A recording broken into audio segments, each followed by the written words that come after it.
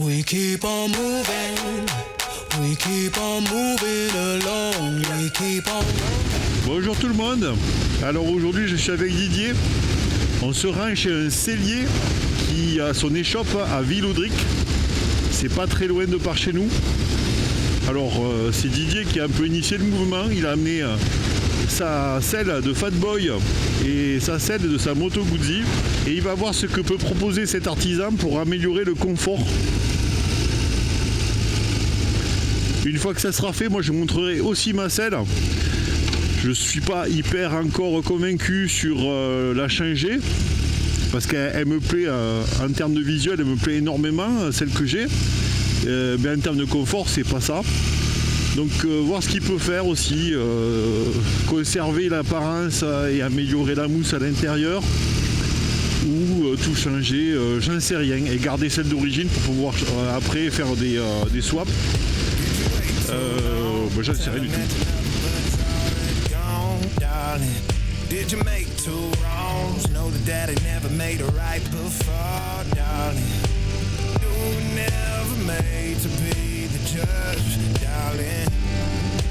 You never changed, just wait for me to budge, darling. It's feeling like a cold dark winter, the sun still behind the trees, yeah. She asked me if I had another minute and I ain't had the heart to leave, yeah. It's feeling like a cold dark winter and the sun still behind the trees, yeah. She asked me if I had another minute and I ain't had the heart to leave. One day I'll be everything you ever wanted. Until then I'll be out here fighting like it's nothing. Through the cold dark winter. Ouais, j'adore le design, mais c'est vrai que c'est très très fin et c'est pas très confortable. Ouais. Alors, est-ce que c'est possible de garder ce design, mais d'améliorer le confort? Juste le confort, hein. Et on garde la housse alors du coup Disons qu'elle me plaît énormément, alors ouais. J'ai pas de raison de la changer, hein, du coup, hein. Bien sûr, ça va faire un peu comme pour monsieur avec la Guzzi, c'est-à-dire qu'on va garder la housse d'origine. Ouais. Elle sera peut-être un petit peu trop courte parce que je vais vous rajouter au moins 3 cm. Si vous voulez vraiment du confort, je vous rajoute 3 cm de supplémentaire. Ouais. Elle va devenir peut-être un petit peu plus courte, donc je vais peut-être rajouter un liseré de cuir sur le côté pour rattraper. Pour bien prendre derrière. Voilà, l'agrafage. Après, moi je la garde, et pas de soucis, c'est pas un problème. Parce que ça, c'est des mousses qui sont en fait industrielles et pas où, c'est ça? Ah ouais, non, ça c'est sûr. On peut éventuellement garder celui-ci, et puis après en modifiant comme ça, je ferai un autre empiècement de notre. Ouais, ok, d'accord. Ouais, ça marche. Okay. Et ça serait des modifications qui sont de l'ordre de quel prix du coup? Là, si on passe en confort, plus modification comme monsieur derrière, modification là, il faudra compter 200 € à peu près. Ouais, ok, ça... Ouais, je la prends bien plus large comme ça, je rajoute de la mousse, c'est ça, 200 € avec... D'accord. Tout compris, quoi. Ok, moi ça me va. Bon, c'est parti. Petite balade, j'ai prévu un petit tour d'1 heure, je crois.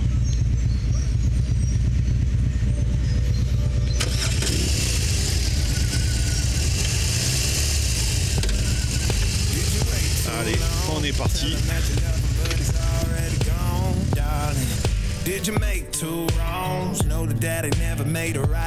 Et hop, je bascule en voix off pour la suite. Vous l'avez compris, c'est fait. J'ai pris rendez-vous pour septembre pour faire la modification de la selle. Je n'ai pas trop de références, mais il me semble que le prix demandé est tout à fait correct. Si vous avez un avis là-dessus, n'hésitez pas à le communiquer en commentaire. Au moment où je monte cette vidéo, il faut savoir que Didier a récupéré la selle de la Guzzi. Il en est super content, le travail effectué est tout à fait correct. Je n'ai pas pu voir le résultat de mes propres yeux, mais en tout cas je trouve que c'est très très rassurant pour la suite. Bien évidemment, si Didier n'avait pas été satisfait, j'aurais annulé mon rendez-vous, mais en l'occurrence, je vais le maintenir. Ce qui est cool, c'est qu'on pourra profiter de cette nouvelle sellerie pour notre road trip d'octobre. Pendant 3 jours, on va aller faire une petite escapade. D'ailleurs, si vous avez une idée d'un parcours qu'on pourrait effectuer au départ de Toulouse sur 3 jours, ça m'intéresse. N'hésitez pas à donner vos bonnes idées, vos bons plans. On a bien 2 idées en tête. La première serait de retourner en Dordogne pour exploiter tous les spots qu'on n'a pas eu le temps de faire lorsqu'on a fait Imagine 2026. L'autre idée serait de franchir les Pyrénées pour aller en Espagne, où il y a plusieurs spots envisageables. On a évoqué le désert des Bardenas, mais il est un petit peu loin quand même par rapport à Toulouse. Sinon, la côte espagnole, du côté méditerranéen à l'est, on pourrait la rejoindre en passant par le port d'Envalira, qui est situé en Andorre. Je pense que les routes doivent être pas mal par là-bas. Bref, vous voyez, il n'y a encore rien d'établi. Ne vous en faites pas, d'ici là, on a d'autres choses de prévues, bien plus courts évidemment, mais tout aussi passionnants. Il est temps pour moi de vous laisser. Désolé pour le visuel avec le téléphone qui masque un petit peu le paysage à la première personne. J'aurais dû prendre le support caméra à mettre sur les crash bars, ça aurait été plus cool. Allez, à bientôt tout le monde et à bientôt pour la suite de mes aventures.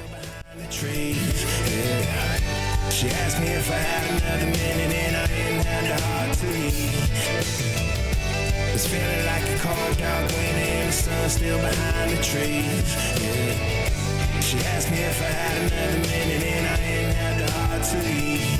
Yeah. It's feeling like a cold dark winter and the sun still behind the trees. Yeah. She asked me if I had another minute and I didn't have the heart to leave.